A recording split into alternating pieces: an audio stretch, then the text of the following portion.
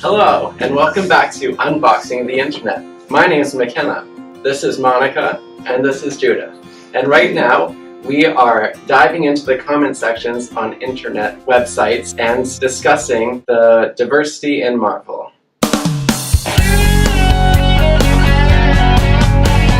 Unbox the Internet. Mix them up. I'm going to get one of McKenna's tiny print ones. He does not take in middle-aged eyes into account. As a black male who's read comics my whole life, I gotta say, Marvel is being too heavy-handed with diversity. It totally seems forced now. Miles and Kamala are the only ones that felt natural to me. RiRi does feel forced, Amadeus is meh, and this whole changing of the guard just isn't my jam. I like Sam as Cap, but all his stories are because I'm black stories. It's not really the diversity that's killing Marvel, it's the lack of character defining stories. Make us care about the characters. I'm more than just some black dude. Tell a story about me being great and being black, white, Islamic, Korean, or Native American all the time.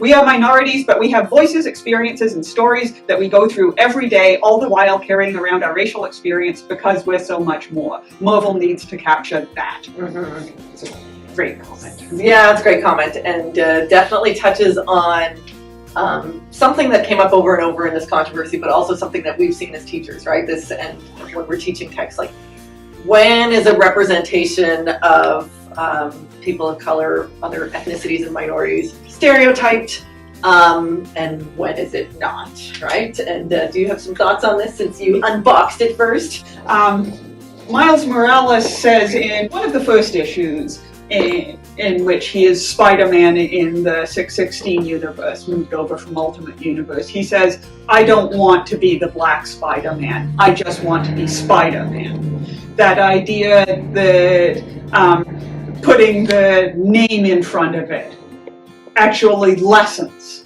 being Spider-Man, taking up the mantle. Yeah. So, and especially when he's moved over to the main universe. So Peter Parker is there being Spider-Man, and Miles Morales is there being Black Spider-Man, or Spider-Man Jr. Yeah, and I mean, this is something women are familiar with, right? That it's like, women's literature is women's literature, and, you know, things for women are always in this weird minority thing, despite making up, you know, I think slightly more than half of the population, right? We're always a specialized category. And so, which is not to say that I understand what's going on in this for people of color, but to say that definitely this issue of, like, when do you get to not be identified simply as a black man or as an Aboriginal person, right? What's your thoughts on this? Definitely, there are a lot of stories that focus on their race, but I feel like since Marvel hasn't had that for such a long time, certain stories are allowed to focus on race and say, I am this race, this specific race, and these are the issues I do have to deal with.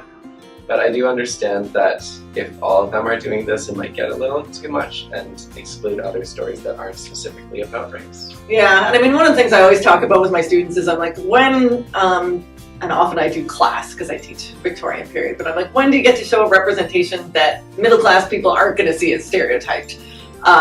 Because our version of what is non-stereotyped is us with, you know, a different skin color, or, you know, for coming from a different class. That's the only way to make it non-stereotyped. And so I do think that in the case of poor writing, like, one of the things that people pointed out is you need more people of color behind the scenes in order to get that rich representation. But I do want to just briefly give a shout out to Black Comics. This is an edition that was put out, a collection of essays. And one of the things they point out, and this is from Kenneth Gee's article, he talks about white heroes in blackface, and he's very specific that when you don't actually talk about cultural specificity, you're just taking whiteness as the norm and erasing it. So he says, these have little or no reference to a sustaining black family, a viable black community, continuity with black history or black culture, and the character is represented as black in color only, while operating in an all-white cultural context and worldview. So it seems to me that can you have Sam Wilson be Captain America and not talk about Black Lives Matter? No. And when it's set in this world, I don't think you can, but what do you guys think? Yeah, especially when you have people both inside and outside the comic book. So both fans and then the people being written inside the comic book who are sometimes parodying the fan, saying, "Not my Captain America." Yeah. That idea that Captain America is Steve Rogers. And it's not necessarily that Sam Wilson is black, but it's also that he's black, that he isn't seen as Captain America. And so the very forces that prevent him from being seen as all-American are going to be the forces he has to address. Yeah. And I mean, I think what's interesting is that definitely people are like, I don't want to think about this. I just want fun stories, which I get. And they still exist. You can read them. they're out there. Squirrel Girl. Squirrel Girl. But that's also quite feminist and deals with multiracial, but multi-species. Multi-species. But I think what's interesting is that what I like about the push for diversity, and I think what it is it's embracing whiteness as this sort of invisible norm. That is what we're being asked by movements like Black Lives Matter, for example, is to recognize that whiteness is a thing, that we occupy it, that we're shaped by it, and maybe that makes people uncomfortable and they don't want to think about. So maybe that fighting against, I don't want people of diversities to be shaped by their identity categories is also this, I don't want to be shaped by this identity category of whiteness. I've always been able to just be me and not ever have to think of myself as white me.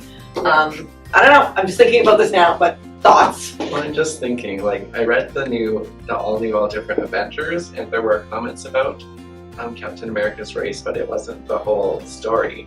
So I haven't read his individual stories, but he definitely still does have stories that aren't specifically about his race. And those aren't mentioned a lot in the comic section. I think this is true. I think that's part of it, is that people are, like, for example, Kamala Khan, Ms. Marvel, like, one of the criticisms is, they're all about their diversity. I've read that comic, and yes, absolutely, she's shaped by her family, in the same way Peter Parker was shaped by his family, in the same way that Batman was shaped by his dead family, but she's about a whole lot more. She's about being a millennial. She's about, absolutely about being a millennial. And so I guess I don't see it in the same way. People are primed to just see things as diversity is forced and stereotyped. And also to look at someone who is non-white in just that flat way. And I think that's what the commenter here, De Janeiro Smith, is really getting at. That idea of being both black and human at the same time, and wanting the stories to acknowledge both, and to so see black people as human, but also not see human as white. And that is the trickiness, because people are always multiple things. And so if you tell stories in which it's the blackness or the indigenousness or the Latino-Latina-ness, as soon as you make that the only thing that matters, you're flattening the character. And so, but I guess I would say, I don't think I've seen that happening. No, maybe Red Wolf. Like, Red Wolf, I think, was diversity done badly. But it might also just be comics done badly, of which there's been many over the years, which have nothing to do with diversity, but having that kind of richness and roundedness. You read America Chavez. Did you find her stereotypical? Yeah, well, not necessarily. There was a commenter talking about her. Kid Anarchy 2105 on YouTube said that her diversity is overemphasized, that the comic is incredibly preachy and more concerned with pushing an agenda than telling a good story. All the white people in the story are evil, except for Peggy Carter, because she's Marvel's feminist icon. Also, she's Peggy Carter, so obviously she's awesome. Monica is a all things Captain America fan. Except for Hydra Cap. But we're not talking about that. It doesn't exist. Move on. Well, anyways, I read her story, and it's not true that all the white people are evil. I know, Her girlfriend is white, and she's not evil. She does cause problems because it's just a problem relationship, but she's not evil. And also there's a sorority of people who fight the bad guys with America Chavez, and some of them are white. And not all the people of color are nice either. Like the teacher that she meets at first is very judging of America because America thinks she's better than everyone at the school she goes to.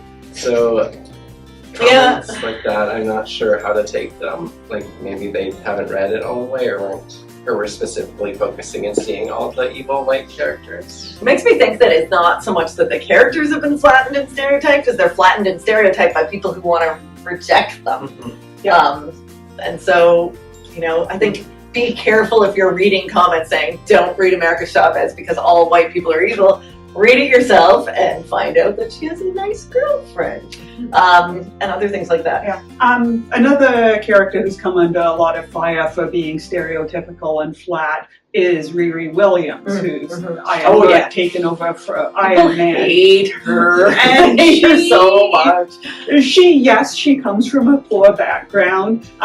Yes, her family is the victim of gang violence, but she's a teenage prodigy MIT student, which is not the stereotypical black experience. And the idea that both of these are part of her identity is really important. She is really smart. She is problematic in that she lacks social skills. She's deliberately written that way? Yes. Non-neurotypical? Yes, non-neurotypical. One of the first times we meet her, actually no, it's the opening scene of her series. Her parents are being told that they have to be very careful to socialize her because she's liable to cut herself off from human beings. That's interesting. It's interesting, and it's not racialized at all. So she is both a black female character assuming the mantle of Iron Man, or at least assuming armor of Iron Man, though not the name. She becomes Ironheart, and she explicitly rejects either racialized or gendered naming. She doesn't want to be Iron Man. So Ironheart is gender neutral. See, this is so frustrating for me because I'm like, I haven't read it, but having read the internet, I would never know anything about this. I would think that she was a completely flat, stereotyped, perfect character that was pushing an agenda and preaching. And this sounds actually much more complex and interesting. Yes, it is.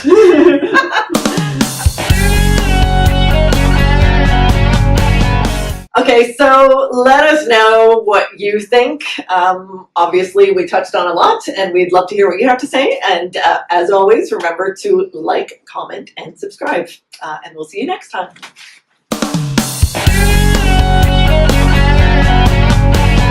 Unbox the internet. Nerds will find a way. Unbox the internet. What's with kids today? Wonder Woman, Spider-Man, look out now, I'm just a fan, but I've got something to say, and that's okay.